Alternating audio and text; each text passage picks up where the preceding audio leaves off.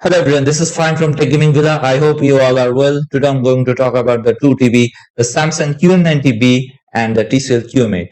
Both are mini LED TV. The Samsung QN90B, the last year's 2022 model, and the TCL QM8, which is the flagship TV for 2023. The QM8 Plus is a high brightness mini LED model, and its impressive local dimming delivers deep and detailed shadows available in screen sizes ranging from 65 inches up to 98 inches.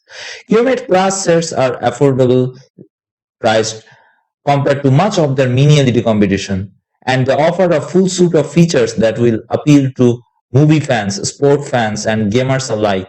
Unlike with earlier mini LED TVs from the company, which had a Roku TV option, Google TV is the only available smart interface, but it's completely serviceable, and the Google Assistant features can be operated hands-free on QM8 Class sets. TCL's QM8 Class 4K TVs are the company's only mini LED TVs for 2023, but the company clearly wanted to offer something special for its flagship line. What's special about the new QM8 Class sets is they are being offered in screen sizes up to a staggering 98 inches. Peak light output is also higher than earlier TCL mini LED TVs, a factor that in many ways lets them compete with similarly featured but higher cost models from the big name brands. The advantage of this QM8 is its high brightness and anti-glare screen and its affordable price. And the lack is the some backlight blooming and no ATSC 3.0 tuner and no 55-inch screen option for this QM8 series. Mini LED TVs regularly occupy slots in best 4K TVs, and not just because of their powerful brightness, but because top models also offer refined local dimming, a feature that when well implemented can deliver the deep and uniform black characteristics of the best OLED TVs. The QM8 Plus does a great job on the local dimming front, and its powerful picture processing upscales regular HD images in a clean manner, while also excelling on motion handling and noise reduction. The QM8 TVs are a great option for gaming with next-gen consoles. Dual HDMI 2.1 ports support 4K 120Hz input, while a game accelerator feature allows for up to 240Hz VRR gaming at 1080p resolutions. On the other hand, on QN90B, all 4 HDMI ports, 2.1 ports are 4K 120Hz supported. So that's the plus point on Samsung, that you will get all 4 HDMI 2.1. TCL's top TV also has a Game Master mode that reduces input lag significantly when active and provides a transparent game bar menu option with gaming specific settings. TCL took care to make its flagship QM8 TVs look good. The sets have a slim bezel-free design with a center-mounted stand that's height adjustable. TCL's backlit remote features a built-in mic for voice commands, and there's also a mic built into the TV itself for hands-free commands. The sets use Google TV as the smart interface, but also work with Alexa and Apple's HomeKit. A built-in 2:1 speaker system lets the QM8 Plus TV provide clear sounding dialogue and play reasonably loud with distortion, though you will benefit from pairing with the best soundbars.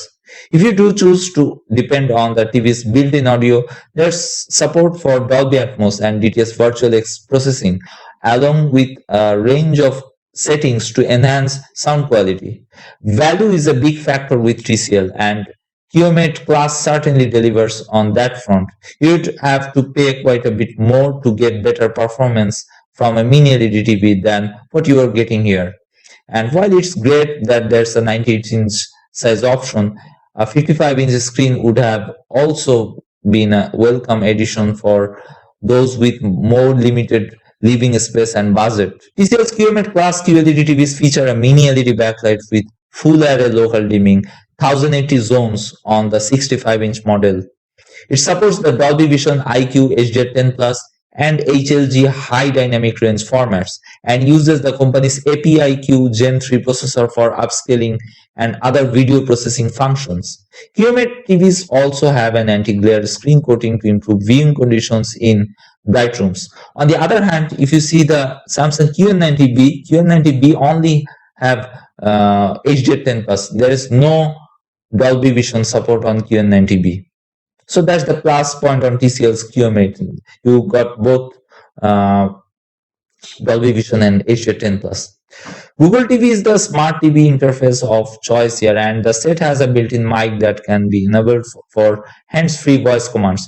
TCL's remote control also features a built-in mic that can be manually activated if you don't want your TV always listening to you, along with Google Assistant. The QM8 works with Alexa and Apple HomeKit, and it supports wireless streaming via Chromecast built-in and AirPlay too. The QM8 has a native 120Hz display, and its dual HDMI 2.1 ports support 4K 120Hz input from next-gen game consoles. But on HDMI 1 input, you will get 144 Hz, which is a plus point. A game accelerator feature allows for up to 240 Hz VRR gaming at 1080p resolution, and FreeSync Premium Pro is also supported. TCL's TV offers both Dolby Atmos and DTS Virtual X processing for its built-in 210-watt speaker system with another 20 watts for a subwoofer.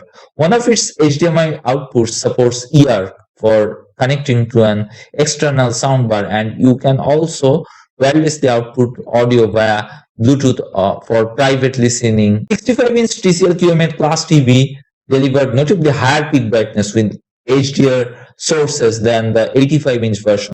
That model managed to hit 1805 nits in its default movie mode. Peak brightness on the 65-inch measured an astonishing 2321 nits on a 10% white window test pattern in the same picture mode, which is the most accurate of the TV's presets. A white pattern covering 100% of the TV's screen measured 721 nits, which is similarly impressive. A software update TCL issued in late June 2023 is presumably responsible for the QM8's performance boost, so make sure you have it downloaded. With the TV's local dimming set to high, it manages to display black levels that are basically unmeasurable, resulting in infinite contrast. Black uniformity when viewing high contrast images with bright highlights set against dark backgrounds was also very good, with only a minimal degree of light blooming effects. This mainly showed up on black letterbox bars in ultra widescreen movies, so unless you watch lots of those, chances you won't even notice it. The color balance in the TV's movie picture mode was mostly accurate.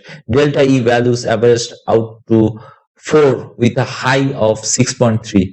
Measurements made with Portrait's COMMENT color calibration software showed coverage of DCI-P3. The color space used for mastering 4K Blu-rays and digital cinema releases to be 97% and BT 2022 to be 76%, both of which are excellent results. The QM8's anti-glare screen coating did a very good job of reducing the effect of overhead lights on its picture. Even shadowy areas in images looked solid black without any on-screen reflections. Like many other LCD TVs that use VA panels, both the TCL's picture contrast and color saturation were reduced when viewing from far off center seats. Colors looked suitably rich in the images of nature, and shots with strong highlights such as a sunset or light reflecting off glass showed powerful contrast. Starfield test from the same disk showed no sign blooming effects, though the black levels weren't as deep as you would see from the top OLED TVs. The blacks were impressively deep, and the white highlights had a nicely punchy quality. Detail was also excellent, with transparent fabrics in scenes that take place in the king's chamber, showing intricate layering. It is difficult. Dim scenes with a fair amount of film grain were also well handled, with the image appearing noise-free.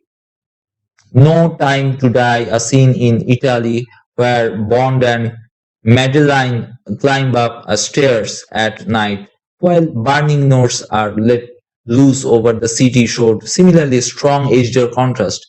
And in a later scene where Bond walks across rugged hills as the camera tracks his progress. The TCL's excellent motion handling ensured that images looked solid with only a limited amount of judder.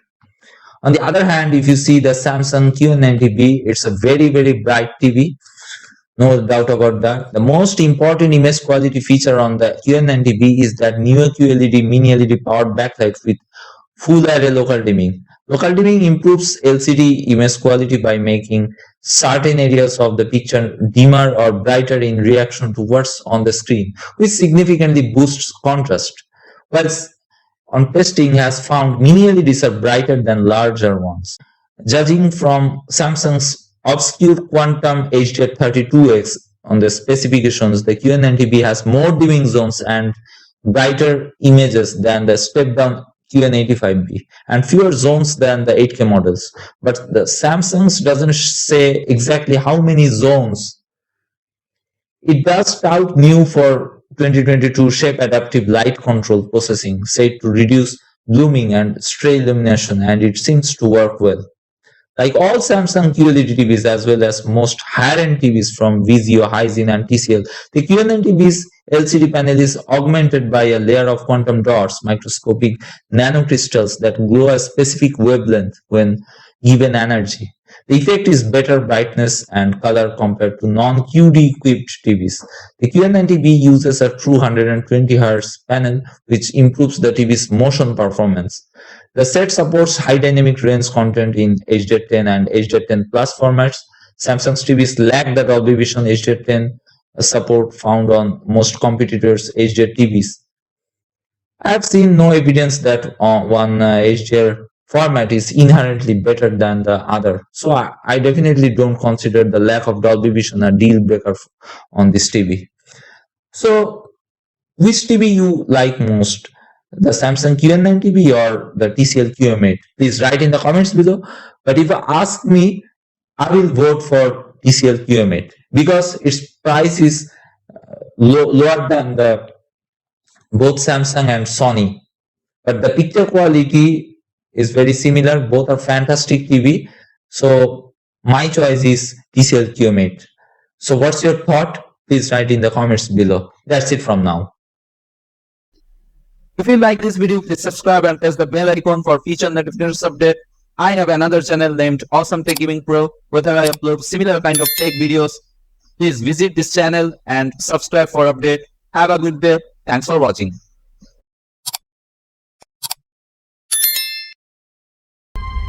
To change up.